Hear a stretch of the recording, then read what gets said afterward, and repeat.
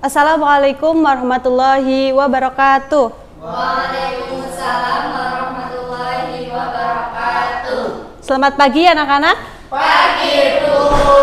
Bagaimana kabarnya hari ini? Alhamdulillah, luar biasa.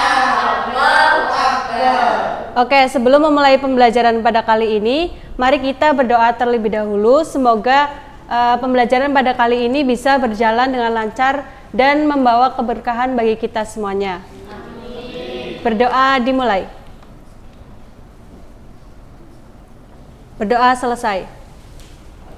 Oke, sebelum memulai pembelajaran, Ibu akan absen terlebih dahulu ya. Ya, Bu. Yang pertama, Mbak Ana. Hadirah. Kemudian Mbak Sofi. Hadirah. Yang terakhir, Mbak Amalia. Hadirah. Oke, bagus sekali kelas 8A ini berangkat semuanya ya. Ya, Bu. Oke, ada yang tahu pada hari ini akan belajar tentang apa? Oke, jadi pada hari ini kita akan belajar mengenai materi iman kepada kitab Allah Subhanahu wa Ta'ala. Adapun tujuan dari pembelajaran ini yang pertama yaitu kalian bisa menjelaskan pengertian iman kepada kitab-kitab Allah Subhanahu wa Ta'ala. Yang kedua yaitu menunjukkan dalil iman kepada kitab Allah Subhanahu wa Ta'ala. Yang ketiga menyebutkan kitab-kitab dan rasul penerimanya. Yang terakhir yaitu menjelaskan hikmah beriman kepada kitab-kitab Allah Subhanahu wa Ta'ala.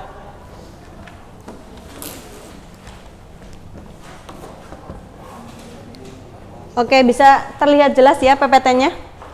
Oke. Jadi begini anak-anak. Jika kita berkendara di jalan raya, namun kita tidak memiliki arah dan tujuan yang jelas, maka pastinya kita akan tersesat dan malah akan mengganggu pengguna jalan yang lain dan hanya menghambur-hamburkan bahan bakar saja. Begitu halnya dalam kehidupan di dunia ini. Jika kita tidak memiliki arah dan tujuan yang jelas, maka pastinya kita hanya menghabiskan usia hanya untuk yang tidak bermanfaat dan pastinya kita akan tersesat. Maha suci Allah Subhanahu wa Ta'ala yang telah yang tidak menghendaki manusia dalam kesesatan. Oleh karenanya Allah Subhanahu wa Ta'ala memberikan arah dan petunjuk yang tertuang dalam kitab-kitabnya. Seperti itu. Jadi sebenarnya apa sih yang dimaksud dengan iman kepada kitab-kitab Allah Subhanahu wa Ta'ala? Ada yang tahu arti dari iman itu apa? Oke, bagus sekali ya. Kalian udah paham tentang iman. Kemudian apa sih yang dimaksud dengan iman kepada kitab Allah? Iman kepada kitab Allah berarti percaya dan yakin dengan sepenuh hati bahwa Allah SWT telah menurunkan kitab-kitabnya kepada para rasul-rasulnya. Ada beberapa kitab yang diturunkan kepada Allah SWT, yang diturunkan oleh Allah, yaitu ada 4. Yang pertama yaitu kitab Zabur, kemudian kitab Taurat, kitab Injil, dan kitab Al-Quran. Yang pertama itu kitab Zabur, diturunkan kepada Nabi Daud alaihissalam pada abad ke-10 sebelum Masehi yang dijadikan pedoman bagi Bani Israel dan menggunakan bahasa Kipti. Adapun dalilnya dalam Quran surat Al-Isra ayat 55 yang berarti dan Tuhanmu lebih mengetahui siapa yang ada di langit dan di bumi dan sesungguhnya telah kami lebihkan sebagian nabi-nabi itu atas sebagian yang lain dan kami berikan Zabur kepada Daud. Kemudian kitab Taurat diturunkan kepada Nabi Musa alaihissalam pada abad ke-12 sebelum Masehi yang dijadikan pedoman bagi Bani Israel yang menggunakan bahasa Ibrani. Isinya yaitu tentang mengesahkan Allah SWT, larangan menyembah berhala, larangan berbuat zina, mencuri, menjadi saksi palsu, dan mengambil hak orang lain. Untuk dalilnya ada di dalam Quran surat Al-Mu'minun ayat 49. Ada yang membacakan artinya? Silakan Mbak Nanda. Iya. Dan sesungguhnya telah kami berikan Alkitab Taurat kepada Musa agar mereka para Bani Israel mendapatkan petunjuk. Oke, terima kasih Mbak Nanda. Untuk kitab yang ketiga yaitu kitab Injil, diturunkan kepada Nabi Isa alaihissalam pada abad ke-1 Masehi yang dijadikan pedoman bagi kaum Nasrani yang menggunakan bahasa Suryani. Isi kitab Injil ini yaitu mengesahkan Allah dan membenarkan keberadaan kitab Taurat. Kemudian kelak akan datang kembali Rasul setelah Nabi Isa, yaitu Nabi Muhammad. Adapun dalilnya ada dalam Quran surat Maryam ayat 30 yang berarti Isa berkata, sesungguhnya aku ini hamba Allah. Dia memberi Alkitab, Injil, dan dia menjadikan aku seorang nabi. Kemudian kitab yang terakhir yaitu kitab Al-Quran diturunkan kepada Nabi Muhammad SAW pada abad ke-7 Masehi. Diturunkan berangsur-angsur dengan kurun waktu 22 tahun, 2 bulan, 22 hari pada tanggal 17 Ramadan. Kemudian isi pokok ajarannya berisi akidah atau keyakinan, kemudian akhlak, ibadah, muamalah, dan tarikh atau sejarah. Adapun dalilnya ada dalam Quran surat Al-Imran ayat 3 yang berarti dia menurunkan Alkitab Al-Quran kepadamu dengan sebenarnya, membenarkan kitab yang telah diturunkan sebelumnya dan menurunkan Taurat dan Injil. Kemudian hikmah beriman kepada kitab Allah Subhanahu wa taala. Yang pertama itu memberi petunjuk kepada manusia mana yang benar dan mana yang salah. Contoh perbuatan yang benar. Misalnya dalam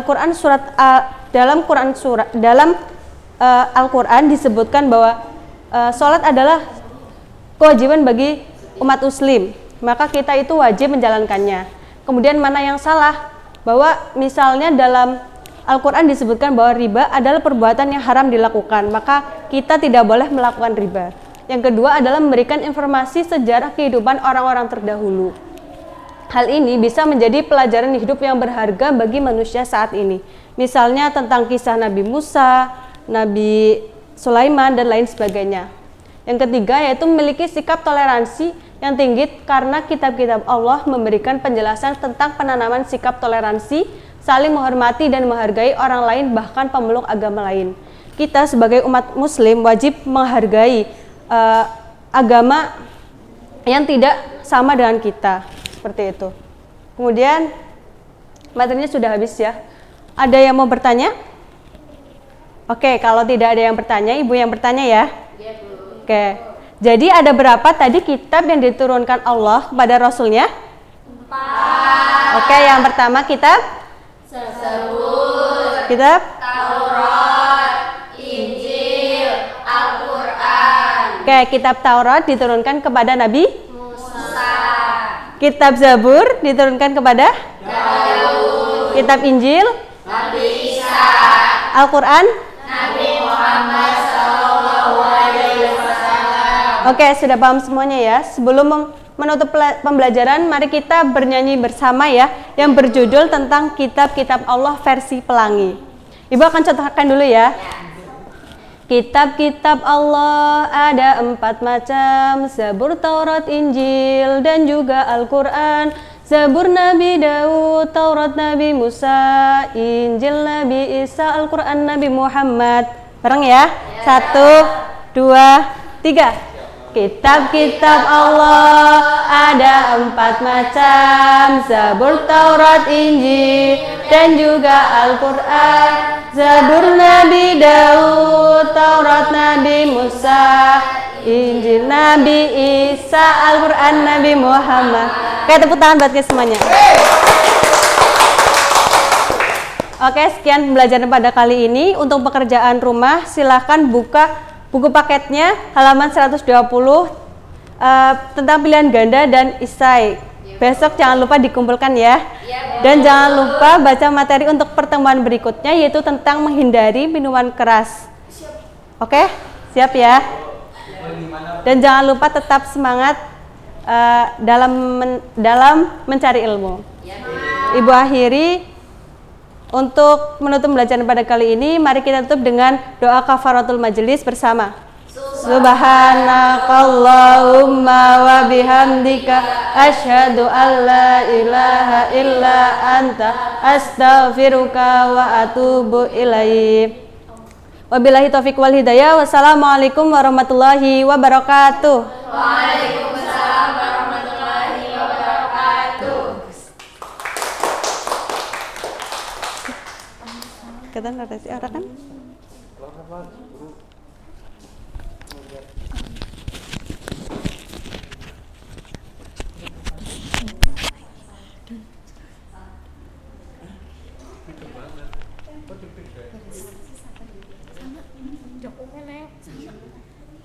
Dokumen, terus media PPL. Media PPL teh. Nah.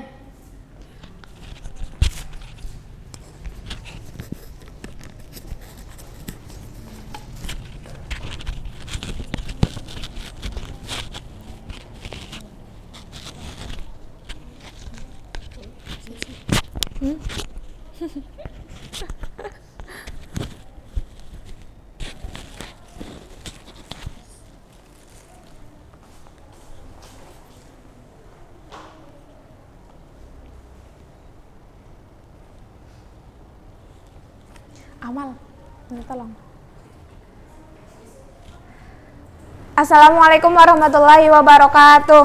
Waalaikumsalam warahmatullahi wabarakatuh. Gimana kabarnya hari ini? Alhamdulillah. Semuanya udah pada sarapan belum? Sudah. Ada yang belum ya?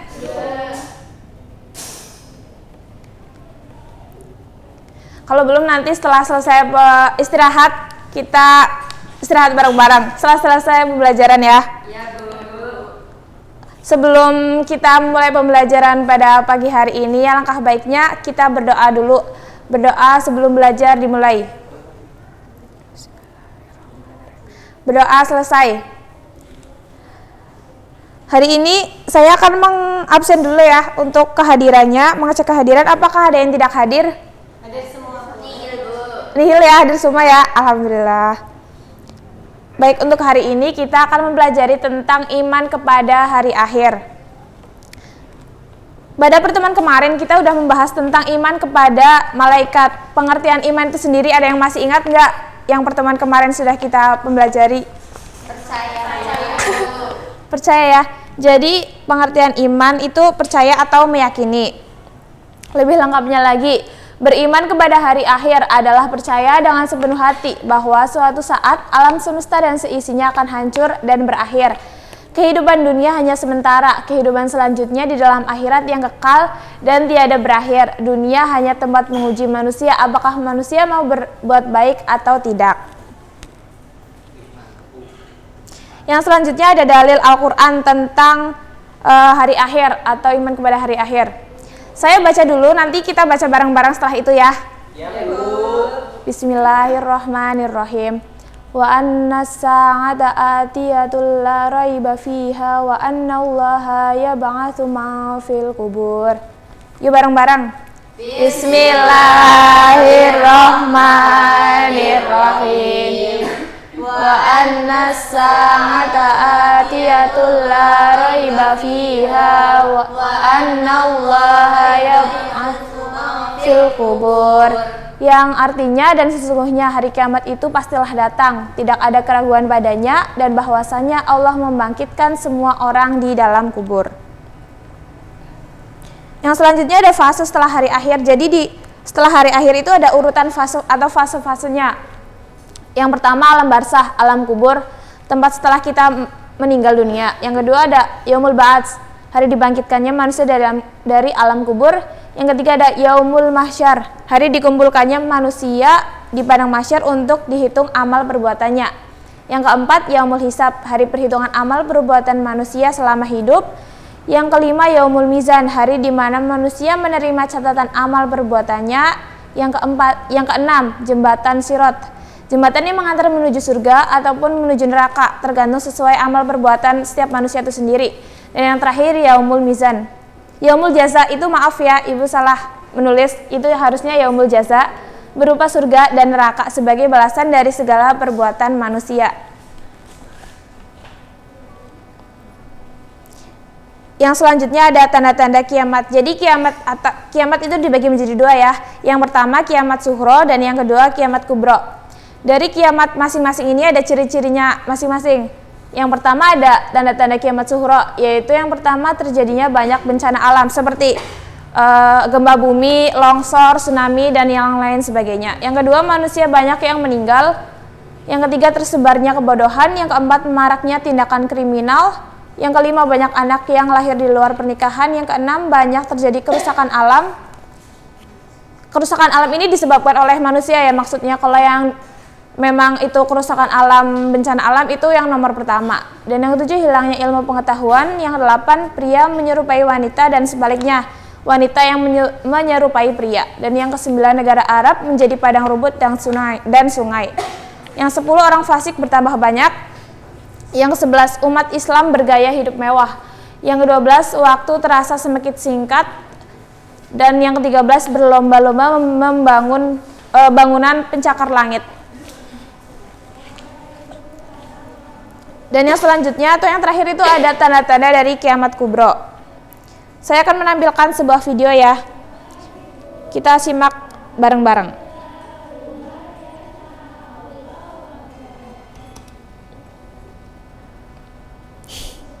Ini tentang 10 tanda kiamat kubro.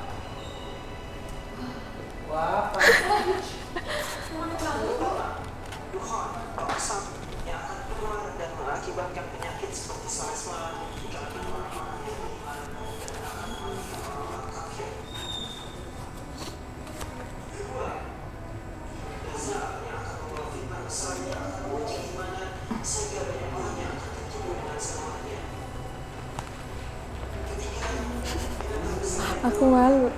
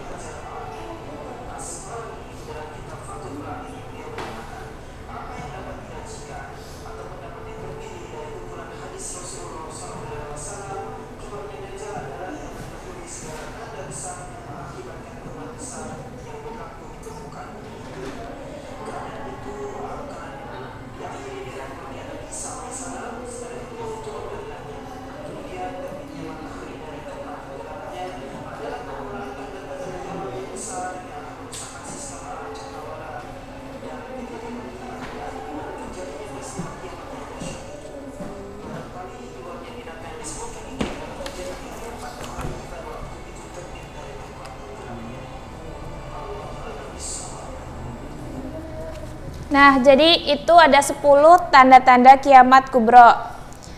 Sampai di sini apakah ada yang ditanyakan? Ada yang masih bingung? Atau sudah paham semua? Sudah paham semua ya?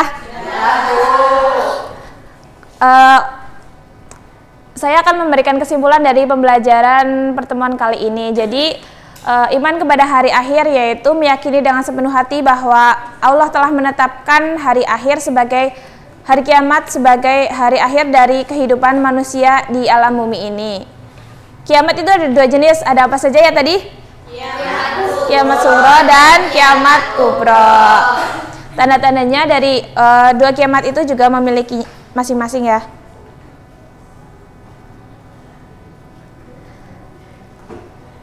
Sudah paham semua? Apa ada yang ingin ditanyakan lagi? Sudah paham ya?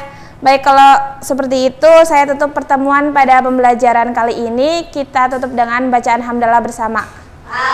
Alhamdulillahirabbil alamin. Sekian dari saya. Wassalamualaikum warahmatullahi wabarakatuh. Waalaikumsalam warahmatullahi wabarakatuh. Ika ya?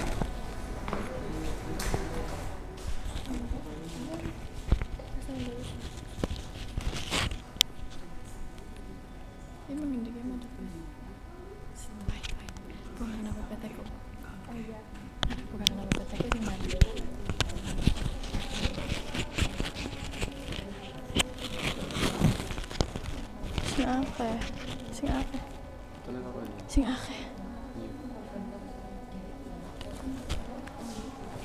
Kakak berapa sih?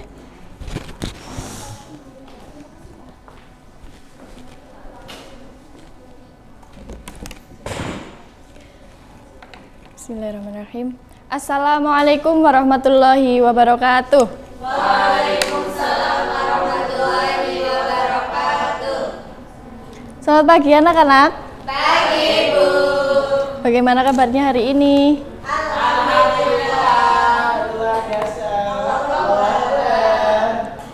Hari ini siapa yang tidak hadir?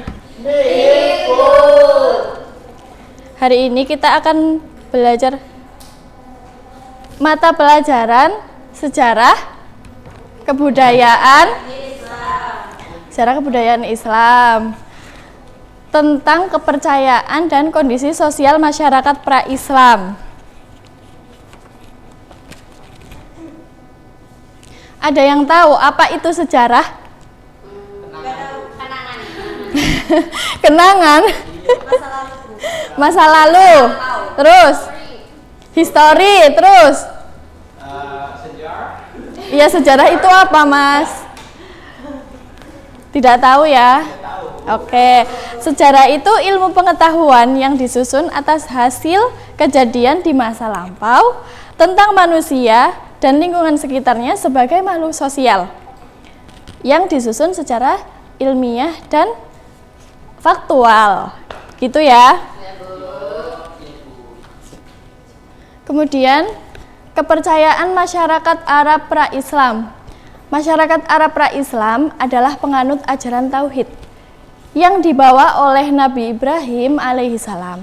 Kemudian ajaran itu diteruskan oleh Nabi Ismail yang merupakan putra dari Nabi Ibrahim alaihissalam. Di antara sejumlah ajaran dan kebudayaan yang Islam yang terpelihara hingga saat ini yaitu Ka'bah, makam Ibrahim, dan peristiwa kurban. Sampai di sini ada yang ditanyakan?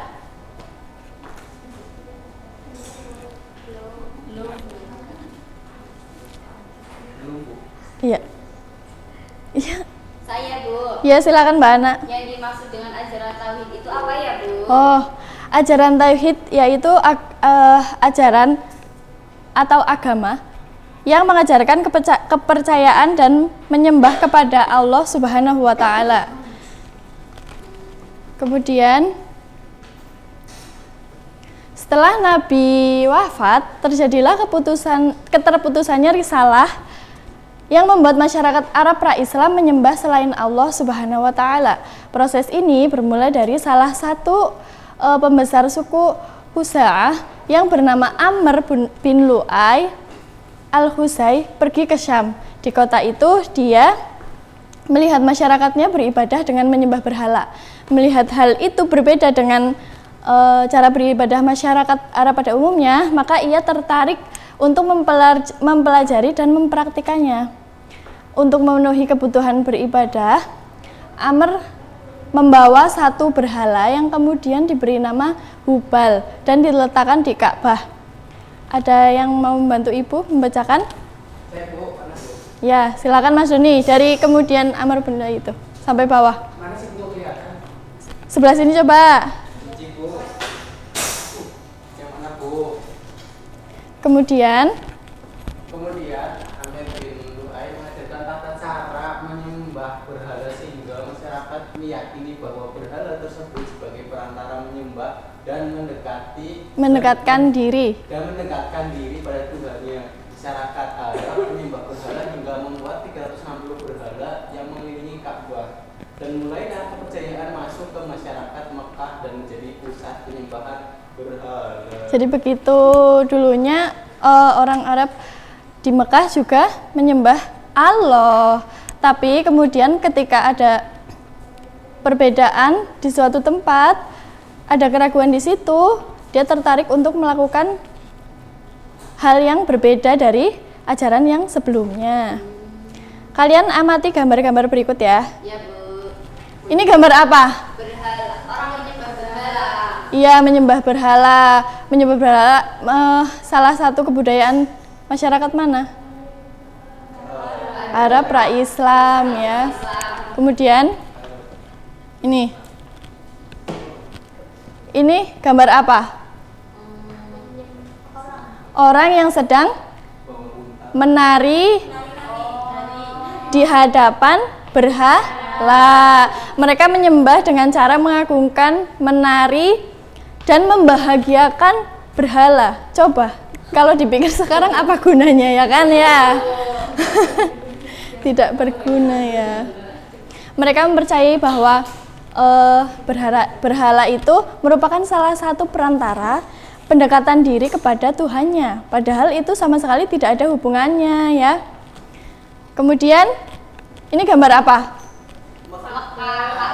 Ka'bah. Di sekelilingnya ada apa itu? Iya, jadi itu sebagian kecil dari 360 berhala yang diletakkan di sekeliling Ka'bah. Mereka ketika orang-orang berkunjung haji di Mekah, mereka bukan bukan mengelilingi Ka'bah ya, mereka mengelilingi berhala dan menyembahnya. Tidak boleh dilakukan ya seperti itu. Mbak Nanda, perhatikan ya.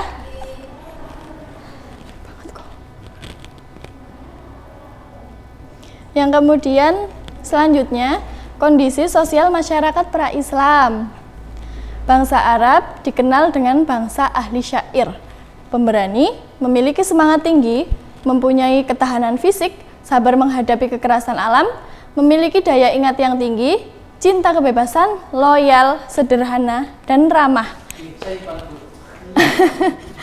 Pada umumnya, syair digunakan untuk membanggakan hal-hal yang mereka miliki. Syair digunakan sebagai alat komunikasi baik di kalangan masyarakat atau di kalangan petinggi-petinggi. Karya-karya syair seringkali dibacakan di tengah halayak ramai seperti ukas, pasar ukas, dan lain sebagainya. Syair juga dibacakan pada saat peperangan. Namun di antara sisi positif masyarakat Arab ini tertutupi dengan kebodohan-kebodohannya. Nah, kebodohan atau kebiasaan buruk dari masyarakat Arab pra-Islam.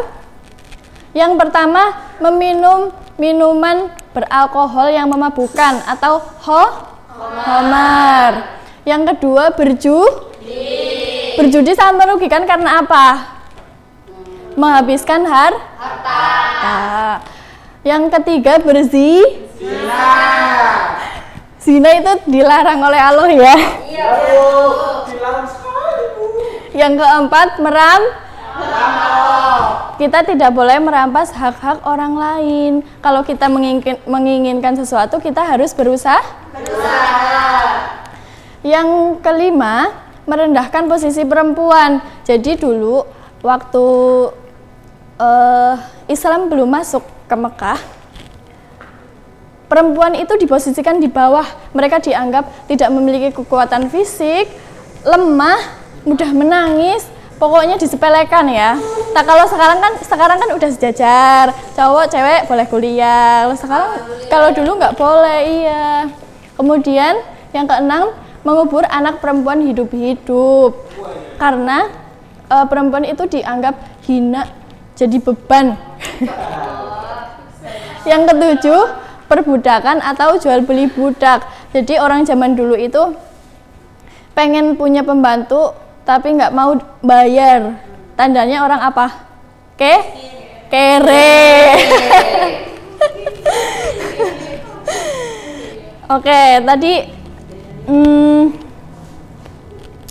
Bu Guru mau ini menambahkan ya sedikit. Ditulis ya. Ini penting besok kalau ulangan keluar.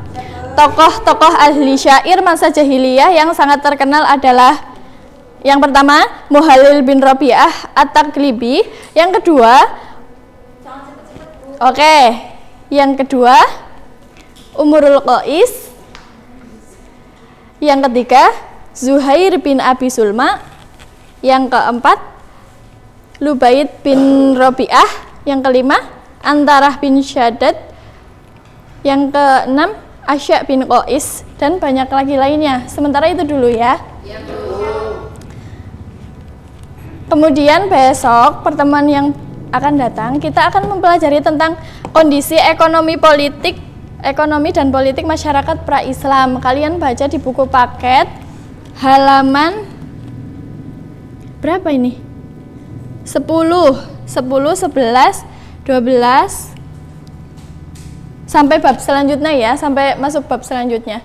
Sekian dari saya, kurang lebihnya mohon maaf. Terima kasih. Wassalamualaikum warahmatullahi wabarakatuh. Waalaikumsalam warahmatullahi wabarakatuh.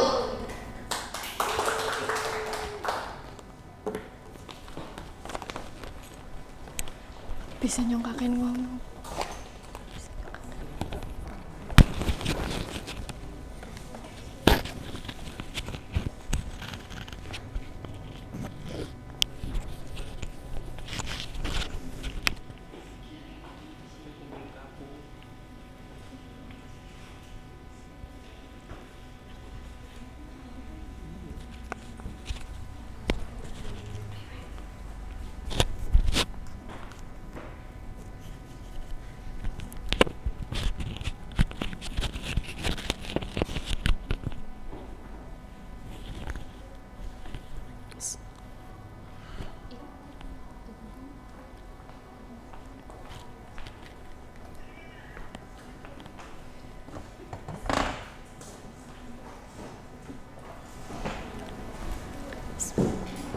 Assalamualaikum warahmatullahi wabarakatuh.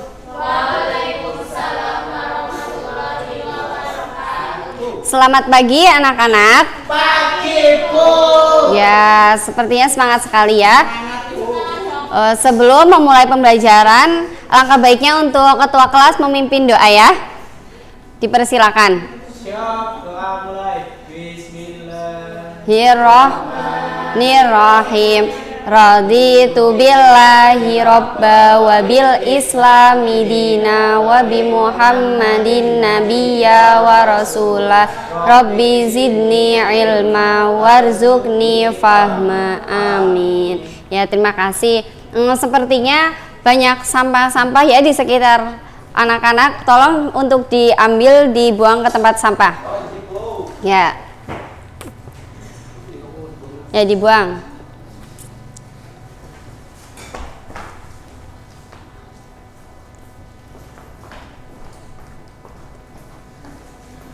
Ya, sepertinya sudah bersih lah. Seperti ini kan nyaman untuk belajar ya. Selanjutnya tempat duduk yang kosong di depan untuk diisi dulu ya, Mas Doni. Ya, terima kasih. Sebelumnya akan Ibu absen dulu ya.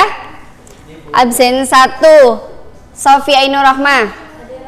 Ya, absen nomor 2, Nanda. Dan absen yang terakhir Mas Doni. Ya, alhamdulillah hari ini berangkat semuanya ya. Masih ingat atau tidak materi kemarin kita mempelajari tentang apa ya?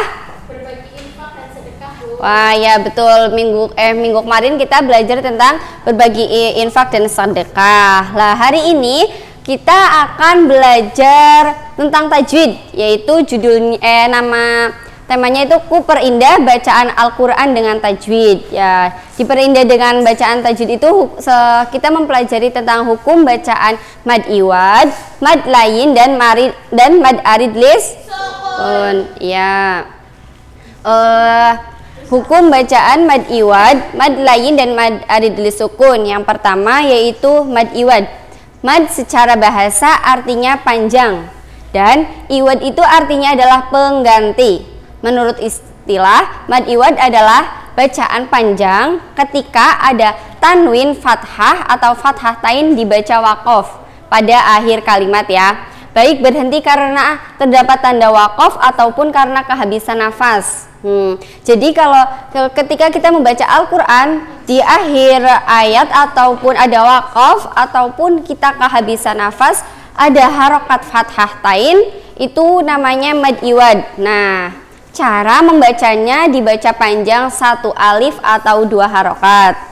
Di sini akan Ibu jelaskan seperti contoh ini ya, yaitu seperti surat Al-Adiyat. Contohnya Bismillahirrahmanirrahim, wal adiyati dobha. Lah, itu ayat yang terakhir itu dobha. Itu namanya bacaan apa? Mad. Iya, itu bacaan mad iwad. Selanjutnya yaitu tentang mad layin. Mad layin secara bahasa artinya panjang, dan mad layin itu artinya lunak. Sedangkan menurut istilah, mad layin adalah apabila terdapat wawu sukun ataupun ya sukun yang didahului oleh harokat fathah dan setelahnya itu berupa huruf hidup yang dibaca waqaf. Nah, kalau mad layin ini itu cara membacanya ada 3 pilihan, yaitu 1 alif atau 2 harokat, yang kedua 2 alif atau 4 harokat, dan yang ketiga adalah 3 alif atau 6 harokat. Nah, jadi yang pertama itu kan tadi mad layin. Mad layin itu apabila yang akhirnya berupa tanwin. Kalau itu mad iwad. Kalau yang mad layin itu yang atau apabila ada wawu sukun ataupun ya sukun sebelumnya itu ada harokat fathah, itu namanya mad layin. Contohnya yaitu ini surat Al-Quraish. Ibu bacakan ya. Bismillahirrahmanirrahim.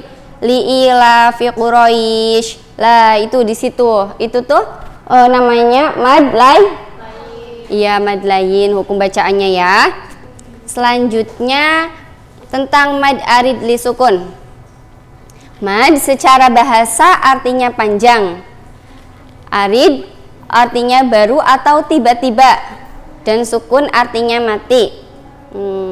Ya Mbak Ella, jangan berisik ya. Jangan cerita terus, diperhatikan. Terus Bu lanjut ya. Menurut istilah, mad arid li sukun adalah bacaan panjang yang terjadi apabila ada bacaan mad tabi'i bertemu dengan huruf hidup yang dibaca waqaf, baik berhenti di akhir ayat maupun di tengah-tengah ayat. Nah, kalau ini cara membaca mad arid li sukun itu boleh dibaca 2 harokat, 4 harokat ataupun 6 ya, contohnya ini ya. Contohnya surat Al-Baqarah ayat 6, yaitu innalladzina kafaru sawaun alaihim a'andzartahum am lam tundirhum la yu'minun. Lah, itu. Bagaimana? Apakah ada yang ditanyakan? Tidak ya. Sepertinya Mbak Ika ngantuk ya, Mbak Ika ya? Ya, kalau ngantuk boleh ke belakang dulu. Ngapain? Ya cuci muka, wudhu, ambil air wudhu ya. Ya. Selanjutnya akan Ibu bagi menjadi 3 kelompok kalian untuk sebelumnya udah pada bawa Al-Quran tahu belum? Sudah. Iya, bagus sekali, kan minggu kemarin Ibu udah bilang kalian itu untuk membawa Al-Quran. Nah, sekarang tugasnya kalian mencari contoh-contoh bacaan dari mad iwad, mad layin, dan mad arid lis sukun. Iya, ini. Makasih Bu. Ya, dikerjakan secara berkelompok ya. Ya. Ada yang ditanyakan? Tidak Bu. Ya, bagus.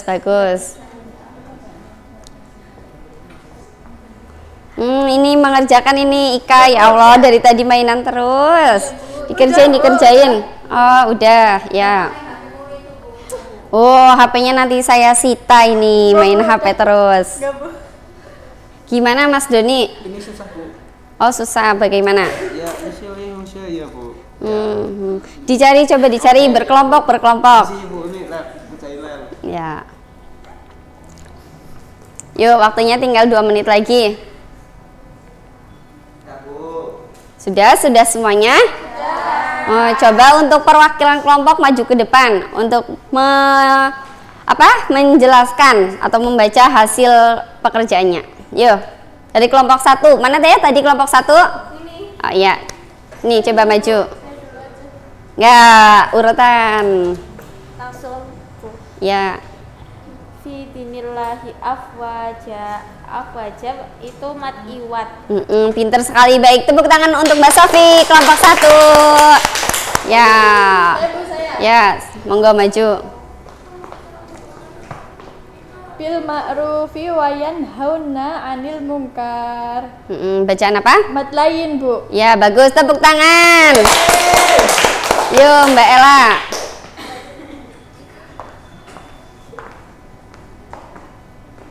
Quran surat Al-Imran ayat 3. Wa anzalat Taurata wal Injil. Bacaan mat ta'rif disukun. Ya, betul sekali. Bagus, tepuk tangan.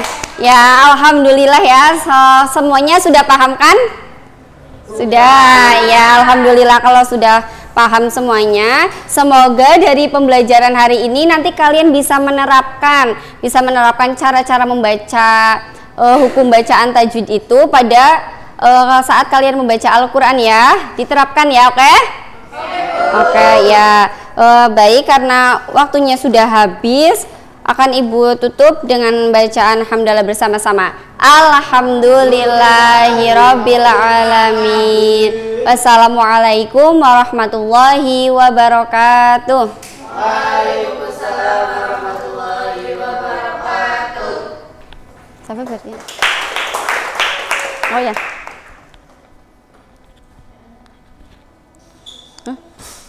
Orang ismati. Apa kuis sih?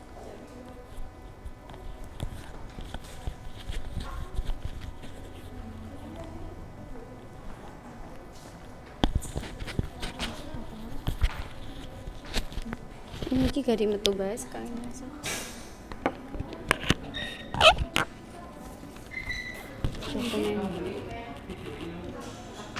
Media PPL.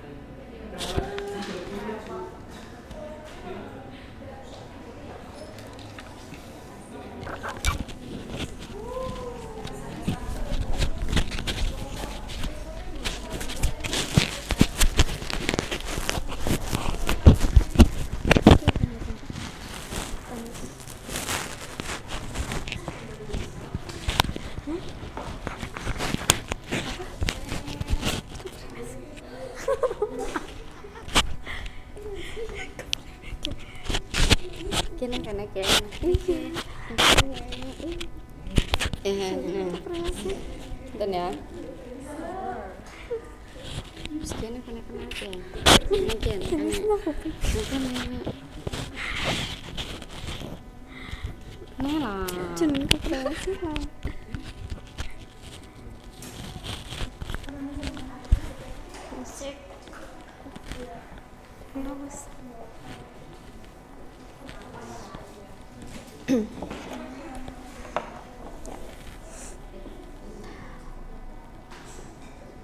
Assalamualaikum warahmatullahi wabarakatuh. Waalaikumsalam warahmatullahi wabarakatuh. Selamat pagi anak-anak. Pagi, Bu. Apakah hari ini ada yang tidak masuk? Ada, Bu. Nihil. Ya, nihil ya, masuk semua. Untuk mengawali mata pelajaran hari ini, marilah kita membaca basmalah bersama-sama. Bismillahirrahmanirrahim. Ada yang tahu hari ini kita mau belajar apa? Belum tahu ya? Hari ini kita akan belajar mengenai penyembelihan, kurban, dan akikah.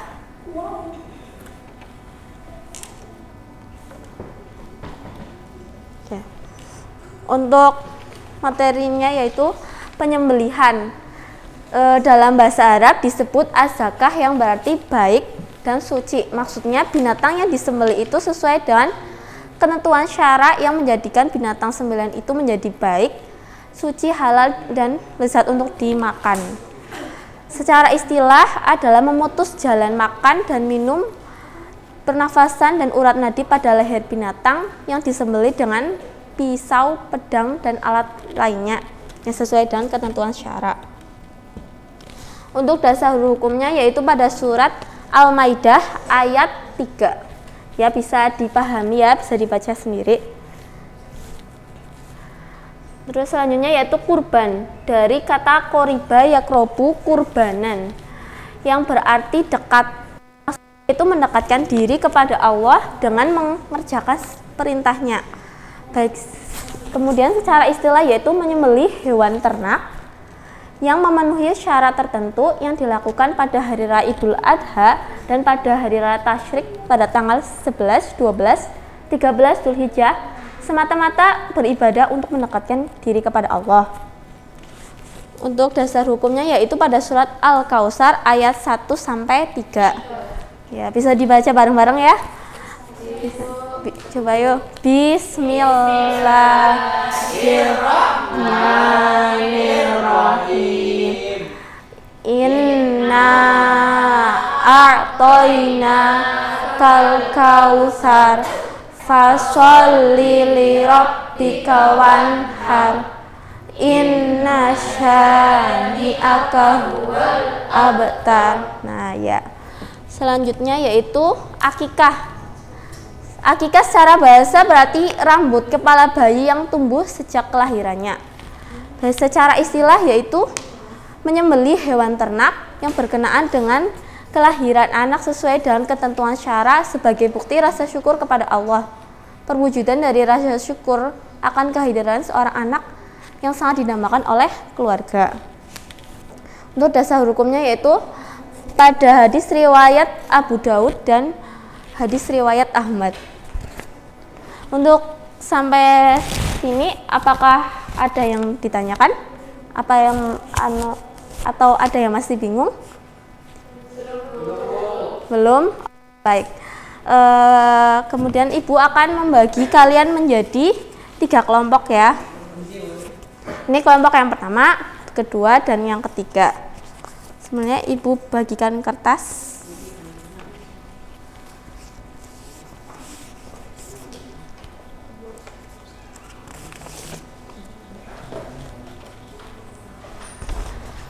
Oke.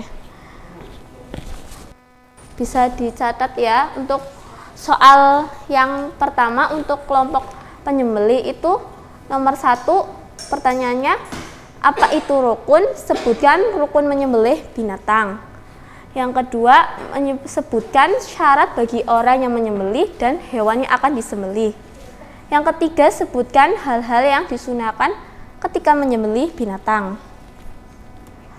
Untuk kelompok yang 2 yaitu kelompok kurban, soal yang pertama sebutkan syarat hewan untuk berkurban. Yang kedua, sebutkan hal-hal yang disunahkan saat menyembelih hewan kurban. Yang ketiga, sebutkan waktu dan tempat menyembelih hewan kurban. Kelompok yang ketiga yaitu akikah. Yang soal pertama, sebutkan ketentuan dalam berakikah. Yang kedua, sebutkan hal-hal yang disyariatkan dalam berakikah. Dan yang ketiga, sebutkan hukum melaksanakan akikah. Ya, bisa dipahami? Ibu beri waktu 15 menit untuk mengerjakan.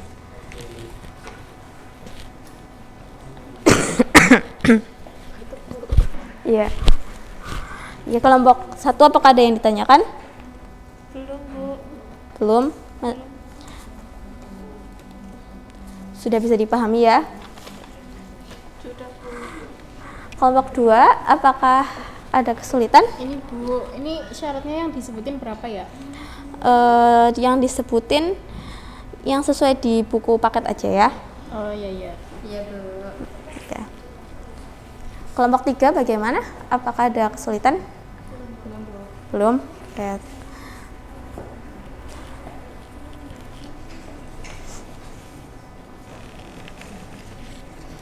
Waktunya sudah habis ya.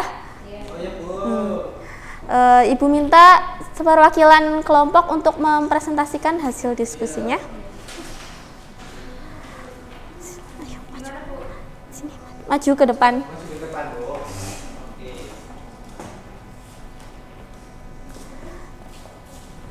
Nomor 1, apa itu rukun? Sebutkan rukun menyembelih binatang. Rukun adalah ketentuan yang harus dipenuhi dalam melakukan suatu pekerjaan atau ibadah. Rukun menyembelih binatang ada 4. Yang pertama, orang yang menyembelih, hewan yang disembelih, niat yang menyembelih, alat untuk Diperhatikan ya. Yang kedua, Mas Doni, sebutkan diperhatikan syarat bagi orang yang menyembelih dan hewan yang akan disembelih. Syarat orang yang menyembelih: muslim atau ahli kitab, berakal sehat, mumayyiz. Syarat hewan yang akan disembelih masih dalam keadaan hidup, binatangnya halal baik dari segi zatnya maupun cara memperolehnya. Sudah, Bu? ya. Terima kasih kelompok 1. Kelompok 2 silakan. Iya, perwakilan.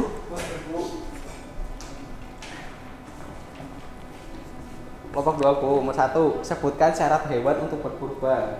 Syarat hewan berkurban yaitu A. Cukup umur. Unta berumur 5 tahun lebih, sapi dan kerbau berumur 2 tahun lebih, kambing berumur 2 tahun lebih, domba berumur 1 tahun lebih. B. Tidak dalam kondisi cacat, matanya tidak buta, sehat badannya, kakinya tidak pincang, badannya tidak kurus kering. Yang kedua, sebutkan hal-hal yang disunahkan saat menyembelih hewan kurban. Hal-hal yang disunahkan saat menyembelih hewan kurban yaitu A. Hendaknya disembelih sendiri jika orang yang berkurban itu laki-laki dan mampu menyembelih. Yang B.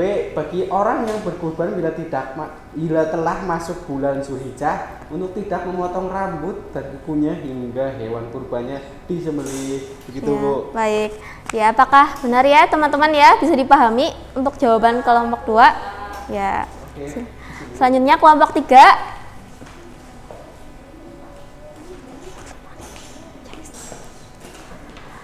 Kelompok 3, yang soal pertama, ketentuan akikah, yaitu 1. Kambingnya minimal usia 2 tahun dan sudah tanggal giginya.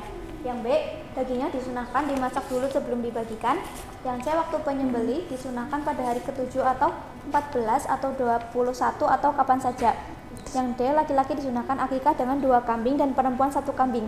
Lalu nomor 2, hal-hal yang disyariatkan dalam berakikah. Yang pertama, memberi nama anak yang lahir dengan nama yang baik pada hari ke-7. Ya, terima kasih kepada kelompok 3.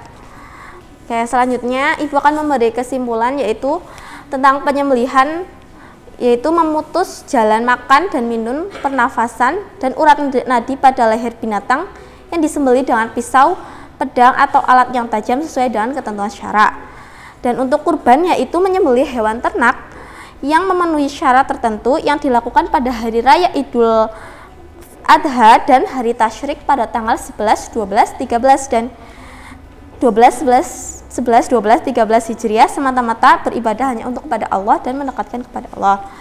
Terus selanjutnya yaitu tentang akikah, yaitu menyembelih hewan ternak yang berkenaan dengan hari kelahiran anak yang sesuai dengan ketentuan syara sebagai bukti rasa syukur kepada Allah. Nah, untuk sebelum Ibu tutup, Ibu akan memberikan sedikit motivasi untuk kalian, yaitu semakin awal kalian memulai suatu pekerjaan, maka semakin awal kalian akan melihat hasilnya. Maka janganlah menunda-nunda suatu pekerjaan, karena 1 detik yang kalian tinggalkan tidak dapat menghentikan suatu keadaan. Ya, sekian dari Ibu. Banyak salahnya, mohon maaf. Wassalamualaikum warahmatullahi wabarakatuh. Waalaikumsalam warahmatullahi wabarakatuh.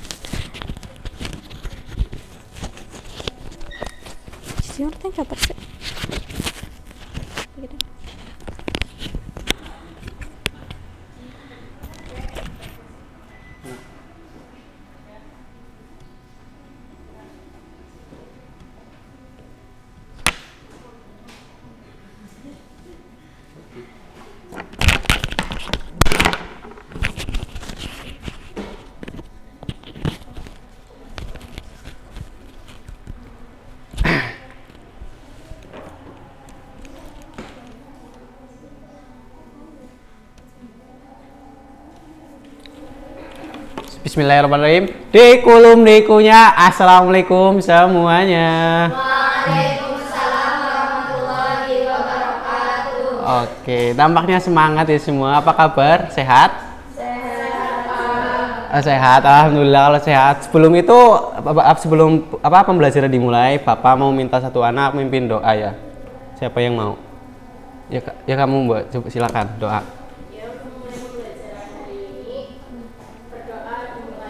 Bismillahirrahmanirrahim. raditu bil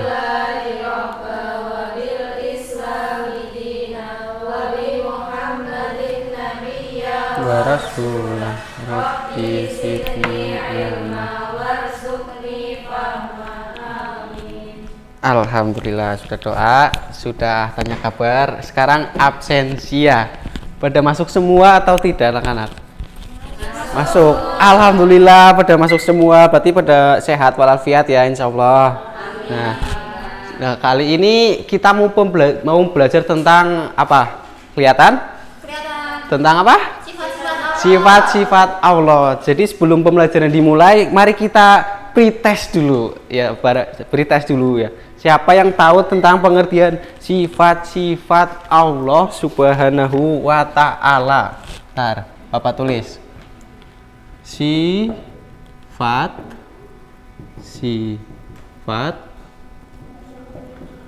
Allah. Sebelum dimulai, siapa ayo yang tahu pengertian dari sifat-sifat Allah Subhanahu wa Ta'ala? Siapa yang ngerti? Ayo. Apa? Ayo, Mbak Danda. Oh, Mbak Danda mau jawab? Enggak, Pak. Semalam belum belajar. Oh, belum belajar. Makanya belajar. Jangan kayak Bapak. Bapak juga belajar. Jadi, Prita ayo anak dijawab dulu sebisanya. Apa itu sifat-sifat Allah? Ada berapa macam gitu? Ayo yang tahu. Ada 20. Itu yang sifat apa? Sifat wajib. Oke, sampai situ cukup. Jadi nah, selanjutnya sifat-sifat bagi Allah. Allah Subhanahu wa Ta'ala adalah Zat Maha Pencipta dan Maha Kuasa atas seluruh alam beserta isinya. Allah Subhanahu wa Ta'ala memiliki sifat wajib, mustahil, jaiz sebagai kesempurnaan baginya. Sebagai muslim yang beriman, wajib mengetahui sifat-sifat tersebut. Nah, sifat wajib artinya yaitu sifat-sifat yang pasti dimiliki oleh Allah Subhanahu wa Ta'ala. Yang berjumlah berapa tadi? 20, benar. Nah, yang kedua sifat mustahil. Sifat mustahil yaitu artinya sifat-sifat yang tidak mungkin ada pada Allah Subhanahu wa Ta'ala. Sifat mustahil merupakan kebalikan dari sifat wajib. Nah, jumlahnya sama dengan jumlah sifat wajib bagi Allah yaitu 20. Yang ketiga sifat jaiz, artinya sifat yang mungkin bagi Allah Subhanahu wa Ta'ala untuk berbuat sesuatu atau tidak berbuat sesuatu sesuai dengan kehendaknya. Artinya Allah berbuat sesuatu tidak ada yang menyuruh dan tidak ada yang menyarang dan tidak ada yang melarang. Nggak seperti kita mau ini itu dilarang oleh ibu, oleh mak bapak, nah, mau ini itu disuruh. Nah gitu ya. Selanjutnya wujud. Benar, yang ini dilewatin dulu.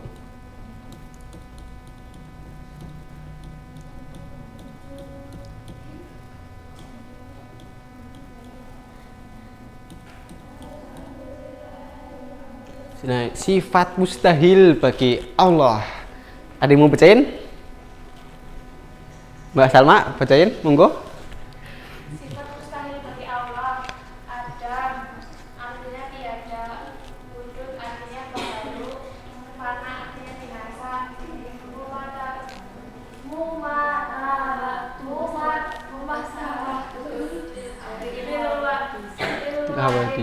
menyerupai akan makhluknya. Yang di koire artinya berdiri dengan yang lain. Tadud artinya bergelang-gelang. Aziz artinya lemah.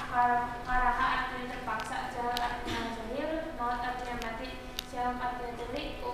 Umumi artinya budak. Muk artinya busuk.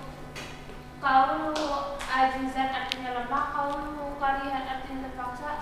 Kaulu jahilan artinya jahil. Kaulu mayitan artinya mati. Kaulu asam artinya delik. Kaulu ama artinya budak. Kaulu artinya busuk. Oke, makasih buat Mbak Salma. Boleh tepuk tangan. Kasihan, tampaknya Mbak Salma tadi bacanya ngos-ngosan. Kayaknya belum minum ya, Mbak. Nah, sifat jaiz. Allah Subhanahu wa Ta'ala selain memiliki sifat wajib dan mustahil juga memiliki sifat jaiz. Menurut arti bahasa, jaiz artinya boleh. Yang dimaksud dengan sifat jaiz bagi Allah Subhanahu wa Ta'ala yaitu sifat yang boleh ada dan boleh tidak ada pada Allah Subhanahu wa Ta'ala. sifat jaiz ini tidak sifat jaiz ini tidak menuntut pasti ada atau pasti tidak ada. Sifat jaiz Allah hanya ada satu, yaitu fi'lu kulli mukinin au tarkuhu. Artinya memperbuat sesuatu yang mungkin terjadi atau tidak memperbuatnya. Oke, sampai sini paham atau tidak anak-anak? Yakin paham? Oke, kalau yakin Bapak mau tanya. Ya, Bapak mau tanya kalau yakin. Bapak mau tanya ke acak aja ya, random ya. Ke Mbak Alfa. Apa sih pengertian dari sifat wajib Allah Subhanahu wa taala? Sifat wajib artinya sifat-sifat yang pasti dimiliki oleh Allah. Oke, boleh tepuk tangan buat Alfa. Oke. Yang kedua, Bapak mau tanya lagi secara acak lagi ya. Siapa nih yang kira-kira belum paham? Bapak tanya. Mbak Nanda, ayo Bapak tanya ya. Apa sih pengertian dari sifat mustahil Allah Subhanahu wa taala? Sifat mustahil artinya sifat yang tidak mungkin dimiliki oleh Allah Subhanahu wa taala. Oke, tepuk tangan semua. Terus Bapak kan udah nanya, sekalian dong. Sekarang gantian dong. Kalian yang nanya ke Bapak. Nanya apa gitu, misalnya belum paham. Yuk, baik, kamu nanya? Enggak, mana ya? Yang kiranya belum tahu, misalnya, ini apa ya Pak, pusing gitu. Terus, ya Mbak Lela, yuk tanya apa? Contoh sifat jaiz. Sifat jaiz itu sifat yang mungkin bagi Allah ya. Nih.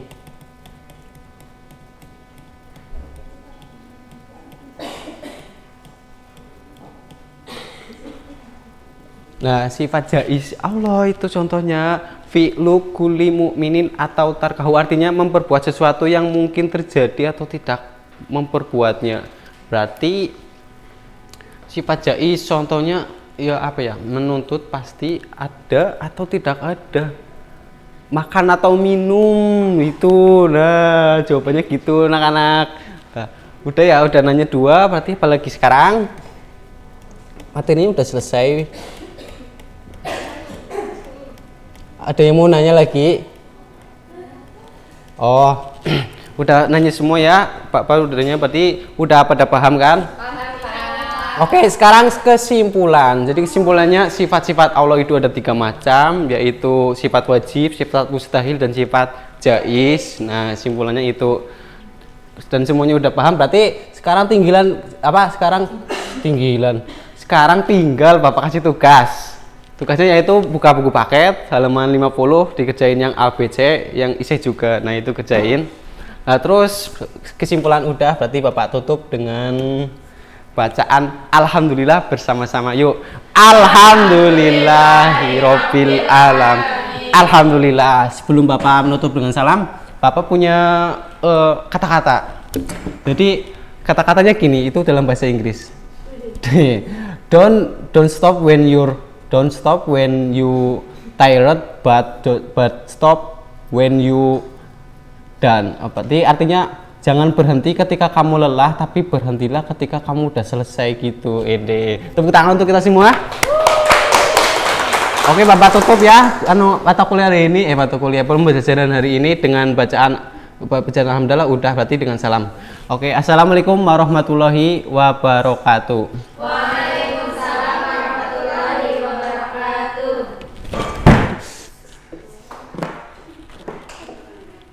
Tangan nih.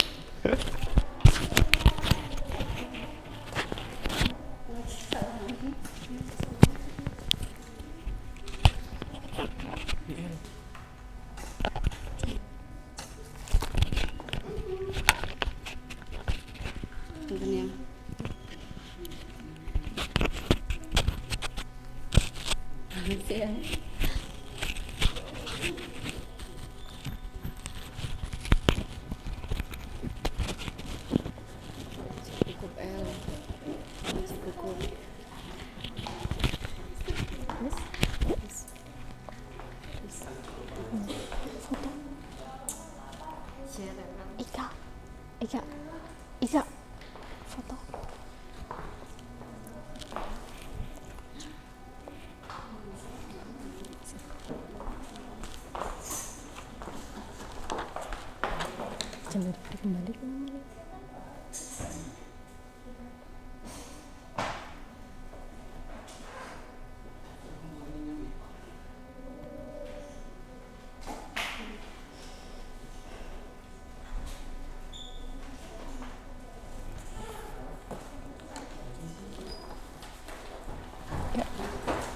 Bismillahirrahmanirrahim. Assalamualaikum warahmatullahi wabarakatuh. Waalaikumsalam warahmatullahi wabarakatuh. Ya, selamat pagi anak-anak. Pagi, Bu. Bagaimana kabar kalian hari ini? Alhamdulillah, luar biasa. Allahu Akbar. Ya, alhamdulillah. Baik semua ya.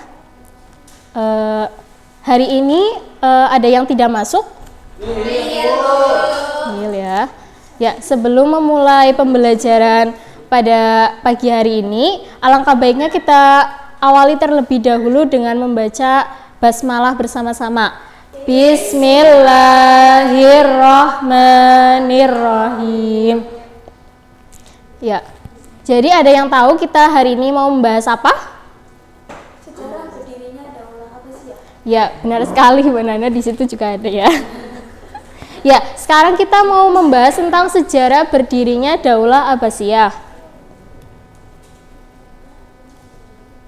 Ya, nanti kita akan membahas tentang sejarah berdirinya Daulah Abbasiyah, proses berdirinya Daulah Abbasiyah, tokoh pemimpin Daulah Abbasiyah, dan faktor penyebab keruntuhan Daulah Abbasiyah. Ya, yang pertama, sejarah berdirinya Daulah Abbasiyah.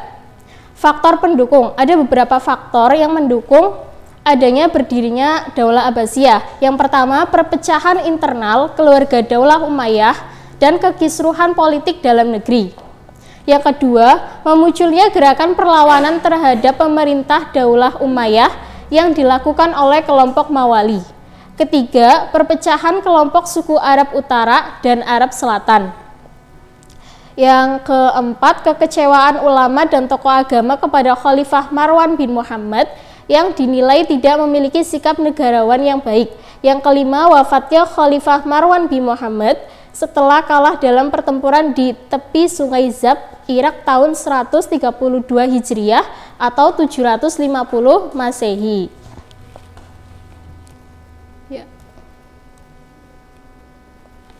Ya, untuk selanjutnya ada proses berdirinya Daulah Abbasiyah. Saya minta tolong kepada Mbak Sofi, tolong dibacakan sampai dibacakan. Daulah Abbasiyah dinamakan Abbasiyah sebab pendiri daulah ini merupakan keturunan Abbas bin Abdul Muthalib, paman Nabi Muhammad SAW. Daulah Abbasiyah berpusat di kota Baghdad. Ali bin Abdullah melakukan propaganda anti daulah Umayyah dengan menamakan gerakan propagandanya sebagai keluarga Bani Hashim. Misi Ali bin Abdullah diteruskan oleh putranya yang bernama Muhammad bin Ali. Ia menjadikan kota Kufah dan Khurasan sebagai basis gerakan anti daulah Umayyah. Perjuangan diteruskan oleh Ibrahim bin Muhammad. Iya, terima kasih Mbak Sofi. Terus sepeninggalannya Ibrahim, keluarga Bani Abbas itu semakin gencar melakukan propaganda yang dibantu oleh Abu Muslim al-Khurasani dan setelah itu melakukan penyerangan terhadap kota-kota penting Daulah Umayyah dan menguasainya. Khalifah Daulah Umayyah terakhir yaitu Marwan bin Muhammad akhirnya wafat setelah melarikan diri. Maka dari itu berakhirlah era pemerintahan Daulah Umayyah. Ya, jelas semua fotonya? Jelas. Bisa lihat semua kan? Ya, jadi ini salah satu tokoh yang berperan penting dalam pembentukan Daulah Abbasiyah, yaitu Abu Muslim al-Khurasani, tokoh penting yang berhasil memimpin gerakan sehingga masyarakat mendukung gerakannya untuk menggulingkan Daulah Umayyah. Ya, Mbak Nelly, tolong diperhatikan ya. Ya, tokoh pemimpin Daulah Abbasiyah. Daulah Abbasiyah berkuasa selama 5,5 abad. Dalam masa kekuasaannya tersebut, ada 37 khalifah yang pernah memimpin dengan berbagai prestasi yang telah dicapai dalam segala bidang. Untuk khalifah-khalifahnya bisa kalian baca di buku paket masing-masing karena itu banyak banget ya. Ibu tidak bisa menjelaskan satu-satu.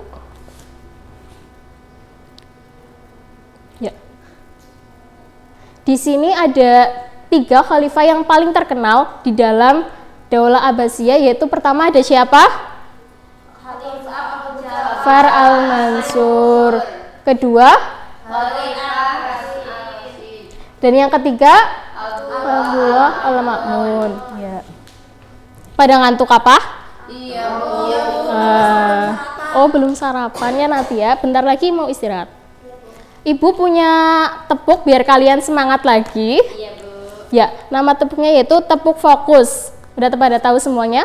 Tahu. Ya, yuk bareng-bareng. Berdiri dulu boleh? Boleh. Ya.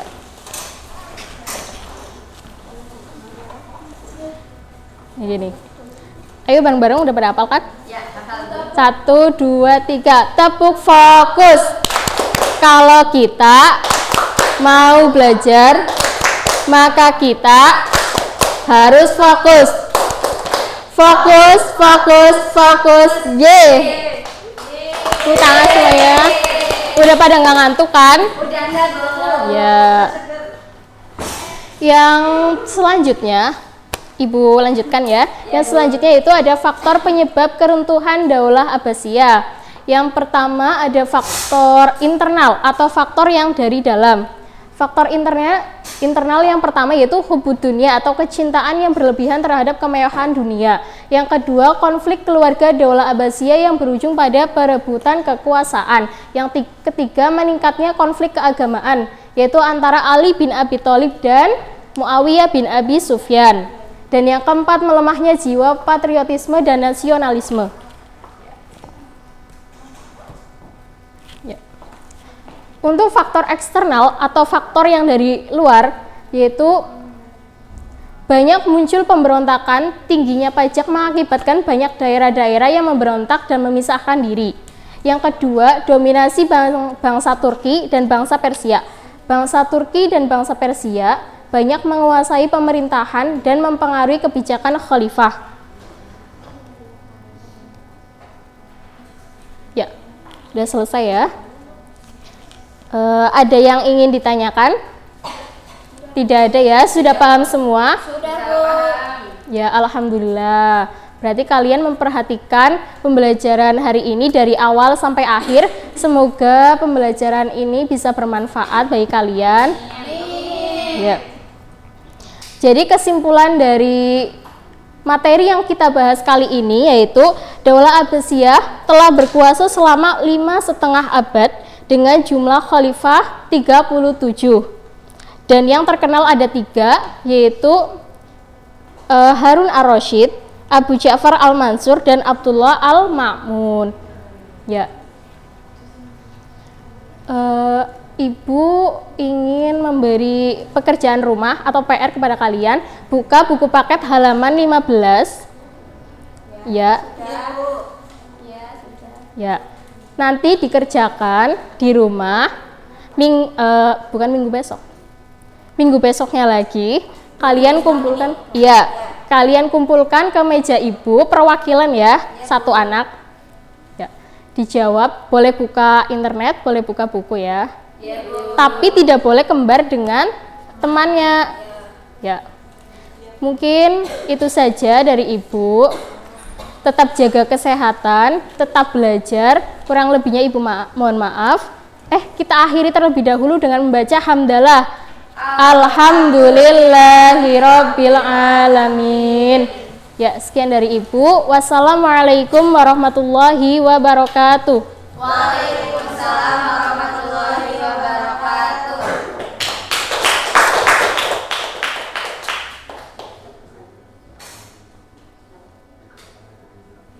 Ya, sampai. Alhamdulillah. Berapa? Bukan. Sebentar ya.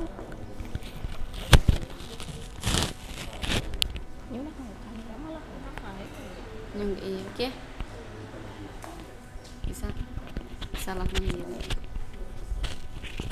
Ketika sunjul.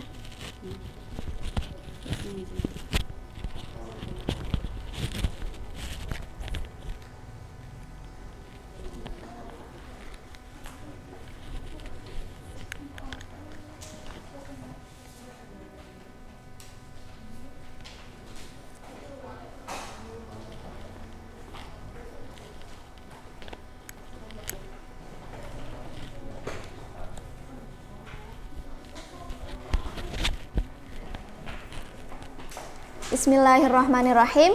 Assalamualaikum warahmatullahi wabarakatuh. Waalaikumsalam warahmatullahi wabarakatuh. Selamat pagi anak-anak.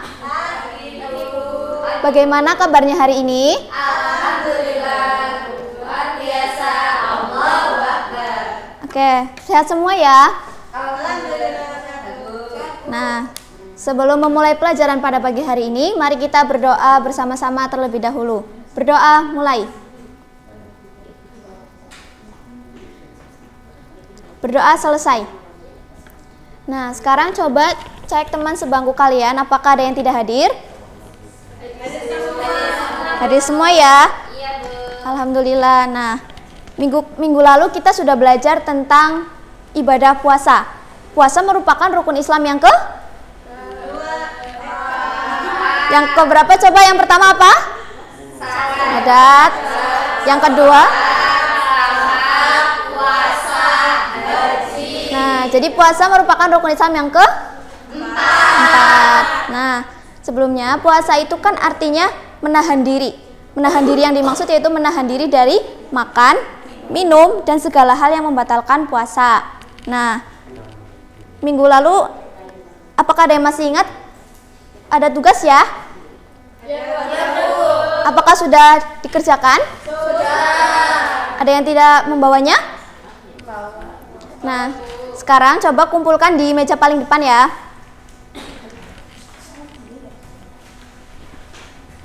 Ayo dikumpulkan semua. Oh ya, ini, Bu. Ya. Adakah yang tidak membawa? Bawa semua. Oke, bawa semua ya. Nah,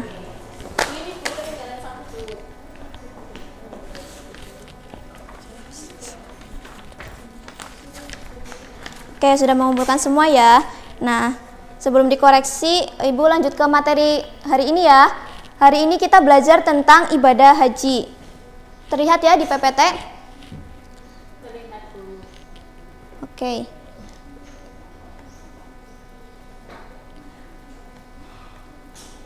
Nah, jadi kita akan belajar tentang pengertian haji. Haji itu ada menurut bahasa dan menurut istilah. Ada yang tahu nggak haji menurut bahasa itu artinya apa? Siapa yang ingin menyampaikan? Ya, haji menurut bahasa artinya apa? Berkunjung. Nah, haji berasal dari bahasa Arab yaitu haja yang artinya menyengaja sesuatu. Nah, lalu yang kedua ada menurut istilah. Adakah yang ingin menyampaikan pengertian haji menurut istilah? Iya, Pak Mbak Ika? Nah, haji adalah sengaja mengunjungi Ka'bah atau Baitullah untuk melakukan beberapa amal ibadah dengan syarat-syarat yang telah ditentukan. Nah, kita lanjut. Hukum melaksanakan haji. Ibadah haji itu hukumnya wajib bagi yang mampu, sebagaimana firman Allah dalam Quran Surah Ali Imran ayat 97 sebagai berikut. Nah, diperhatikan ya anak-anak. Nanti kalian ikuti Ibu. Bismillahirrahmanirrahim. Fihi ayatum bayyinatum maqamu Ibrahim wa man dakhalahu kana amina. Walillahi ala nasi hijjul baiti man istata'a ilaihi sabila wa man kafara fa innallaha ghaniyun 'anil 'alamin. Coba ditilukan bareng-bareng.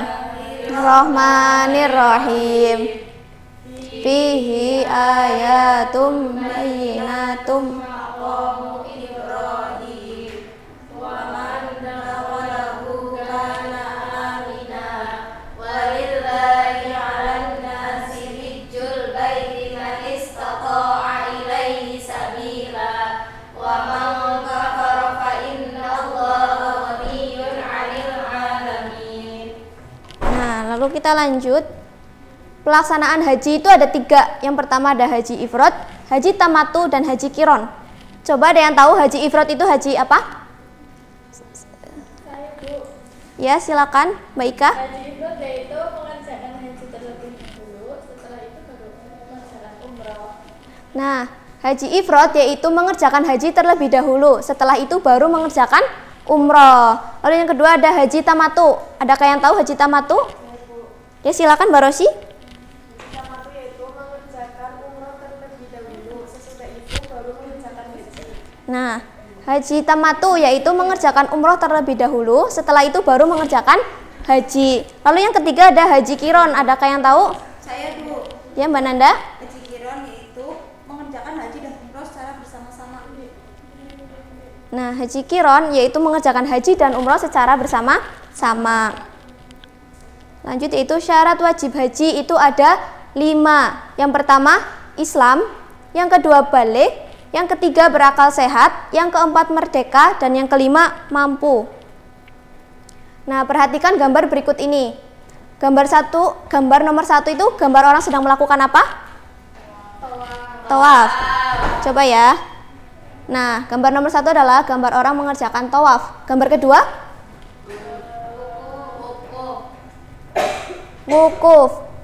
Wukuf di Arafah. Lalu yang ketiga gambar orang melakukan apa? Sa'i. Nah, tawaf, wukuf, dan sa'i itu merupakan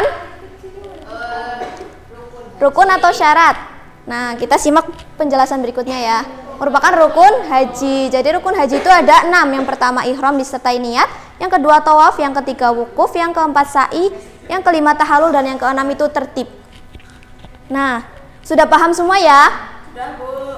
Oke, karena sudah paham, di sini Ibu ada beberapa soal, kalian kerjakan semampu kalian ya.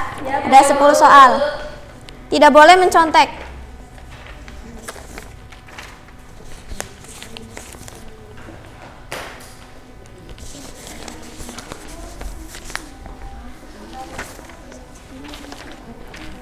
Ibu beri waktu 10 menit. Silakan kerjakan sendiri-sendiri. Iya, Bu.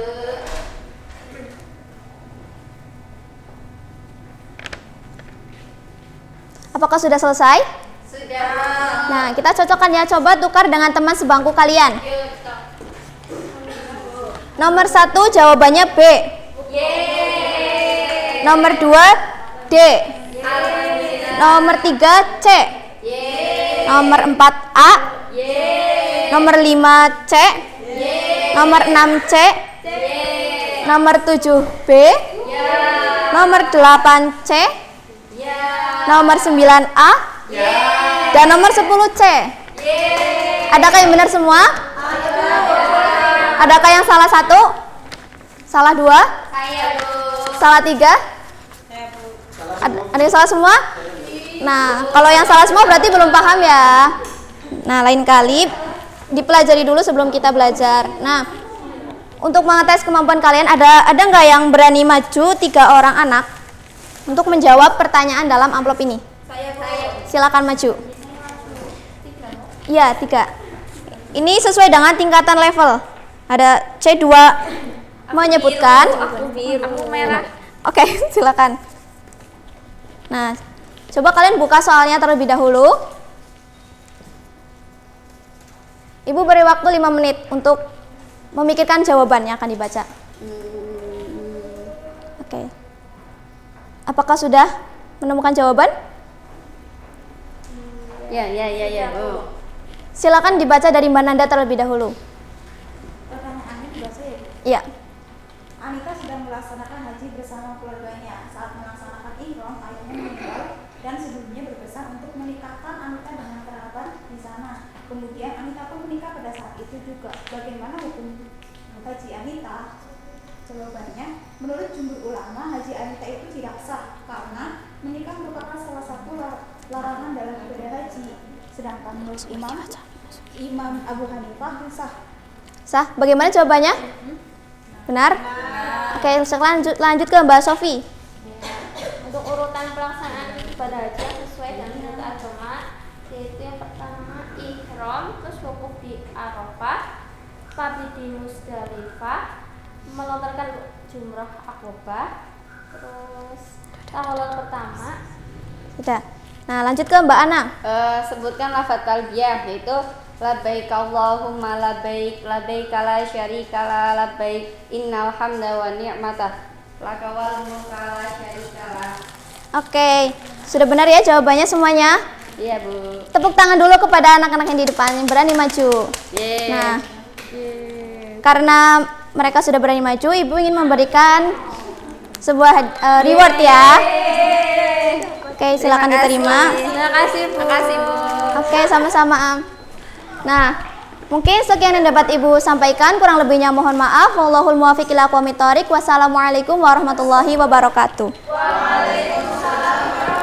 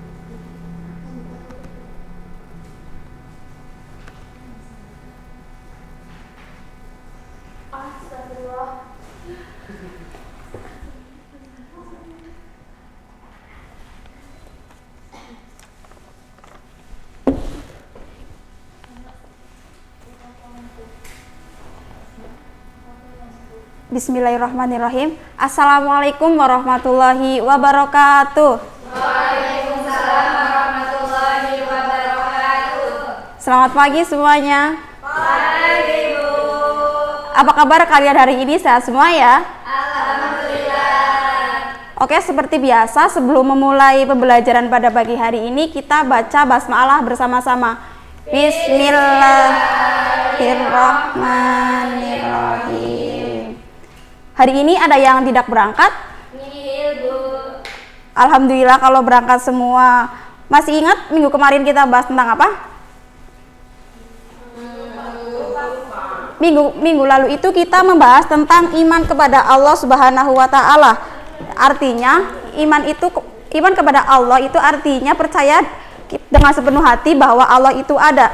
Nah, sekarang kita akan melanjutkan materi yang berikutnya, yaitu tentang iman kepada malaikat atau ingin meneladani ketaatan malaikat-malaikat Allah Subhanahu wa taala. Hai. Halo. Perhatikan semua ya. Ya, Bu. Sebelum kita memasuki materi, Ibu ada sedikit motivasi. Barang siapa tidak mau merasakan pahitnya belajar, ia akan merasakan hinanya kebodohan sepanjang hidupnya. Imam Syafi'i. Hakikat seorang pemuda adalah dengan ilmu dan takwa. Jika keduanya tidak dimiliki oleh seorang pemuda, maka pemuda tersebut akan menjadi pribadi yang tidak bernilai. Untuk mendapatkan sebuah ilmu, seorang itu harus rela berkorban, baik mengorbankan waktu, tenaga, pikiran, ataupun harta. Meskipun demikian, orang yang tidak memiliki ilmu akan jauh lebih sengsara. Bahkan Imam Syafi'i menganggap orang yang tidak memiliki ilmu setara dengan orang yang tidak bernyawa. Maka dari itu teman-teman, mumpung masih muda, manfaatkan waktu mudanya untuk mencari ilmu sebanyak-banyaknya, agar kita semua memiliki kehidupan yang lebih baik, baik di dunia maupun di akhirat. Hai. Halo. Masih semangat? Masih, Bu. Oke. Kita akan belajar tentang iman kepada malaikat. Sebelumnya, tujuan dari pembelajaran ini yaitu dengan mempelajari ini diharapkan nanti setelah ini kita dapat menyempurnakan dan meningkatkan iman kita kepada malaikat Allah Subhanahu wa taala dan dapat melaksanakan perintah-perintah Allah sebagai wujud beriman kepada malaikat Allah. Kita langsung masuk ke materi. Yang pertama, tentang pengertian iman kepada malaikat. Iman kepada malaikat artinya mempercayai dan meyakini bahwa Allah Subhanahu wa taala telah mengutus dan menciptakan malaikat untuk mengatur kehidupan alam semesta. Dan yang kedua yaitu sifat-sifat malaikat. Sifat-sifat malaikat itu ada banyak sekali, namun Ibu di sini menuliskan 5, nanti sisanya kalian baca di buku paket halaman 62 ya. Sifat yang pertama itu selalu patuh kepada Allah. Malaikat itu selalu bertakarub kepada Allah Subhanahu wa taala. Malaikat tidak pernah ingkar kepada Allah dan tidak pernah menyombongkan diri. Beliau selalu taat kepada perintah Allah. Yang kedua itu malaikat tidak makan dan tidak minum. Tidak seperti manusia, malaikat tidak merasakan haus dan tidak merasakan lapar. Yang ketiga, tidak memiliki jenis kelamin. Malaikat itu tidak memiliki jenis kelamin, tidak seperti manusia yang memiliki jenis kelamin perempuan ataupun laki-laki. Dan yang keempat yaitu tidak pernah letih dan tidak pula berhenti beribadah kepada Allah. Yang kelima, malaikat berdoa bagi hamba yang duduk dan menunggu sholat jamaah.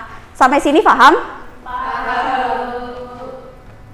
Materi selanjutnya yaitu tentang nama-nama malaikat dan tugasnya. Teman-teman pasti sudah hafal semua ya nama-nama malaikat ini dan tugasnya. Sudah tahu ya, karena sering kita bahas di madrasah-madrasah di tempat pengajian kita ya. Ada 10 nama malaikat dan tugasnya yang wajib kita ketahui sebagai umat Islam. Yang pertama adalah Jibril, Mikail, Israfil, Izrail, Munkar, Nakir, Rokib, Atid, Malik, dan Ridwan. Sudah hafal kan ya? Kalau sudah, kita lanjut ke materi selanjutnya. Selanjutnya yaitu tentang contoh perilaku yang menunjukkan beriman kepada malaikat Allah. Yang pertama ada selalu berusaha mencari dan memohon hidayah kepada Allah, bersyukur dengan cara banyak berbagi ilmu. Ini merupakan wujud beriman kepada malaikat yang Jibril. Ya, yang kedua berusaha secara maksimal untuk mencari rezeki yang baik dan halal. Merupakan perwujudan menunjukkan iman kepada malaikat. Iya, yang ketiga selalu memohon kepada Allah agar diselamatkan dalam menghadapi musibah dan huru-hara dunia maupun saat terjadi kiamat. Perwujudan iman kepada malaikat. Ya, betul. Yang keempat berusaha mempersiapkan diri untuk menghadapi kematian. Yang kelima selalu memohon kepada Allah agar dilapangkan di alam kubur dan diringankan dari siksa kubur. Iya, kalian sudah mampu menjawab ini semua, berarti kalian sudah paham tentang nama-nama malaikat dan tugas-tugasnya ya? Ya, Bu.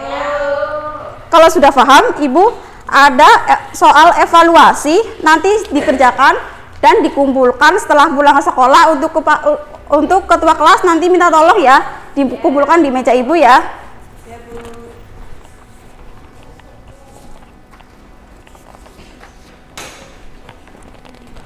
Dikerjakan di buku tulis.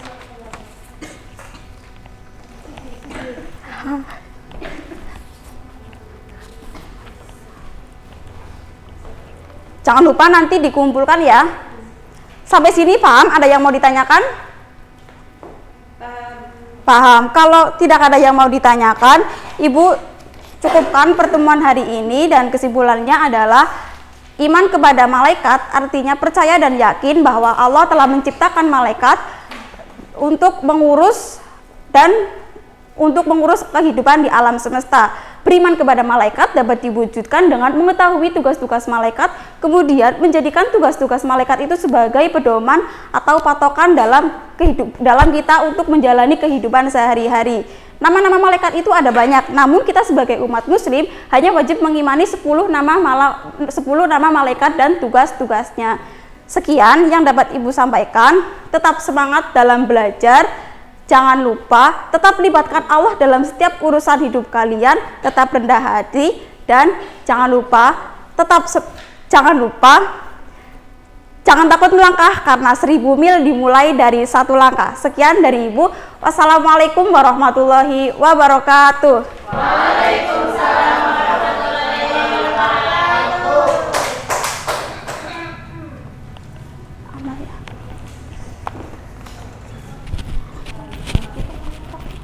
Lagi.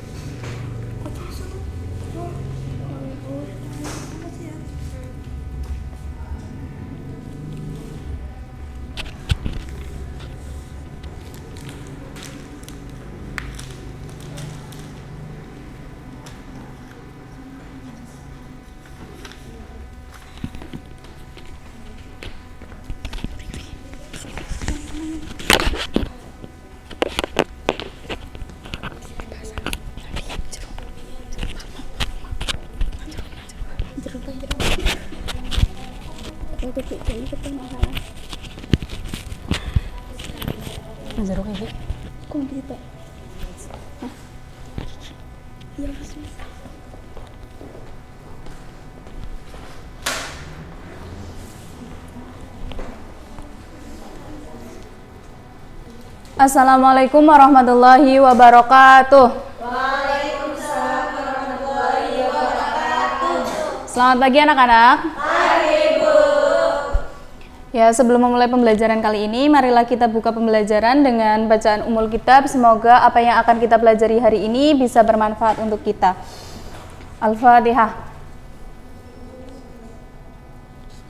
Amin amin ya rabbal alamin. Ya, masih semangat? Cek semangat dulu ya. Kalau ibu tanya, apa kabar kalian hari ini? Kalian jawabnya, alhamdulillah, luar biasa, Allahu Akbar. Apa kabar kalian hari ini? Alhamdulillah, luar biasa, Allahu Akbar. Ya, hari ini kita akan belajar tentang bab mengutamakan kejujuran dan menegakkan keadilan. Dari bab ini kita akan belajar tentang dua sifat terpuji, yaitu jujur dan adil. Jujur dan adil merupakan sifat yang dimiliki oleh Nabi Muhammad SAW yang patut kita teladani dan patut kita contoh. Selain itu, sifat jujur dan adil merupakan sifat yang harus manusia miliki karena sifat ini juga merupakan perintah dari Allah Subhanahu wa Ta'ala. Dari bab ini kita akan membahas tentang yang pertama, pengertian jujur dan adil, yang kedua, dalil nakli tentang jujur dan adil, yang ketiga, macam-macam jujur dan adil, dan yang keempat, contoh sikap jujur dan adil. Selanjutnya, apa itu jujur? Teman-teman udah nggak asing ya apa itu jujur? Ada yang tahu jujur itu apa? Ya, terus? Tidak bohong. Iya, terus? Ya, jujur yaitu adanya kesesuaian antara lisan, hati, dan perbuatan. Ya, jujur merupakan perintah dari Allah Subhanahu wa Ta'ala seperti tercantum dalam Quran surat Al-Ahzab ayat 70. Ada yang mau membantu ibu untuk membacakannya? Mbak Nelly, silakan. Bismillahirrahmanirrahim. Ya ayyuhalladzina amanu taqullaha wa qulu qawlan sadida. Wahai orang-orang yang beriman, bertakwalah kamu kepada Allah dan ucapkanlah perkataan yang benar. Ya, dalam ayat tersebut menjelaskan tentang perintah kita untuk berkata yang benar dan sesuai dengan keadaannya.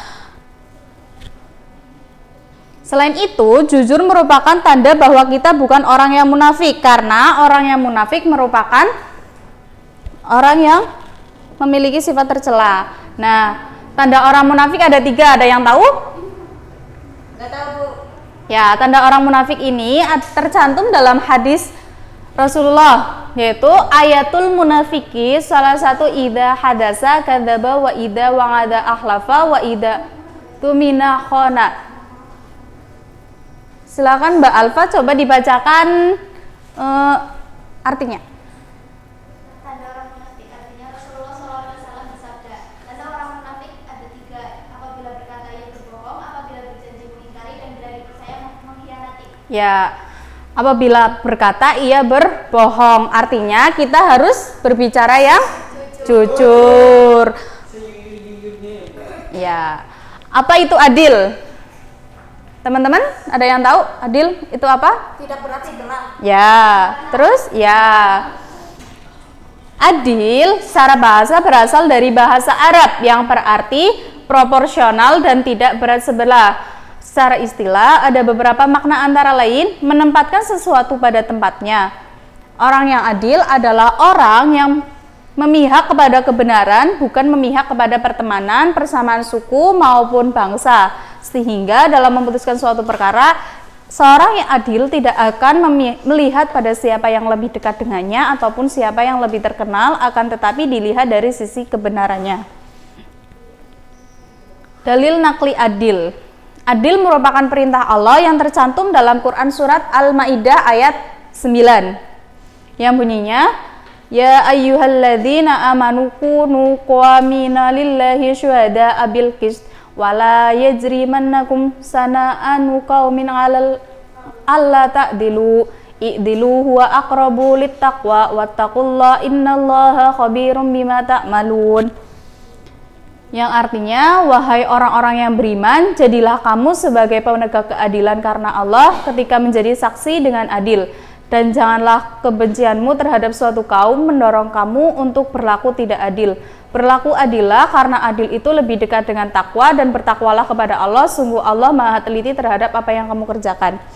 Nah, dari ayat ini berarti merupakan perintah dari Allah Subhanahu wa Ta'ala untuk kita berbuat adil. Ya, sudah selesai ya materinya. Sekarang Ibu tanya contoh dari jujur. Ya, silakan Mbak Rosi. Oh, Mbak Alfa. Tidak punya teks saat ulangan. Ya, Mas Romadhoni. Jujur ya Bu, ya. berkata sesuai apa adanya Bu. Iya. Kalau contoh untuk adil, ada yang tahu? Bentar Bu, saya teknisir ya Bu. Ya, silahkan. Apa ya? Kayak Oke, Mbak Alfa. Tidak membanding-bandingkan. Ya, itu contoh adil ya. Sekarang kalian coba baca bukunya terlebih dahulu. Mungkin tadi ada yang kurang jelas dari apa yang Ibu jelaskan. Silakan kalian baca. Ibu beri waktu 5 menit ya.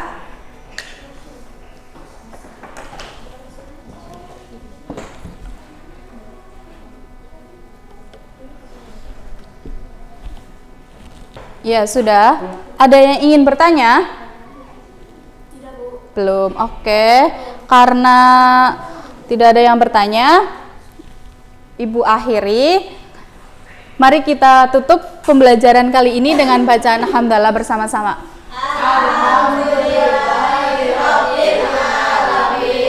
Ya, wassalamualaikum warahmatullahi wabarakatuh. Waalaikumsalam warahmatullahi wabarakatuh.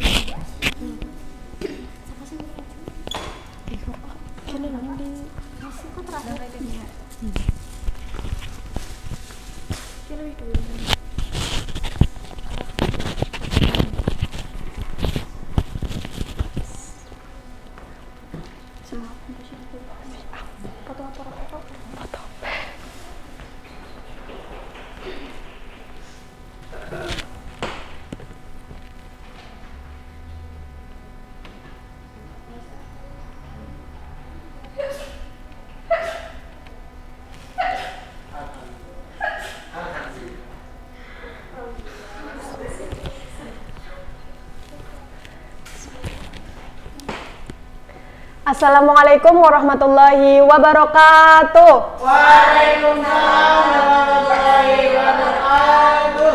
Bagaimana kabarnya hari ini? Alhamdulillah, luar biasa. Allahu Akbar. Masih semangat ya? Oke. Oke, sebelum mulai pelajaran, alangkah baiknya kita berdoa terlebih dahulu. Berdoa mulai. Berdoa selesai. Amin. Oke. Sebelumnya ada yang tahu kita mau belajar tentang apa? Saya Bu, mengimani hari akhir. Ya, betul. Mengimani hari akhir, mengakhiri kebiasaan buruk. Oke.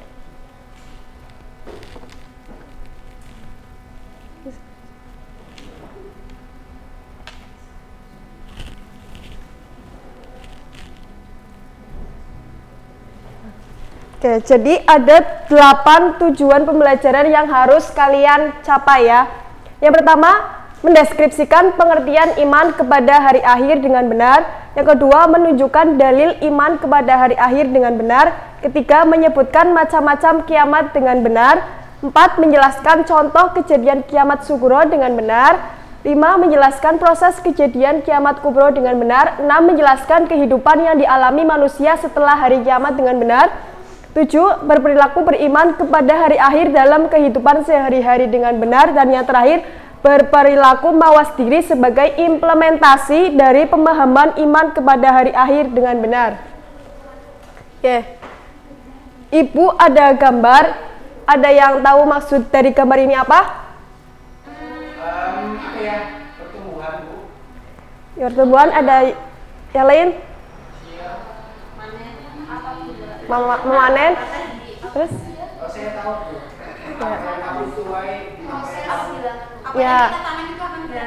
Ya betul. Apa yang kita tanam, maka itulah yang kita tuai. Nah, contohnya kita menanam pohon mangga. Apa yang kita tuai?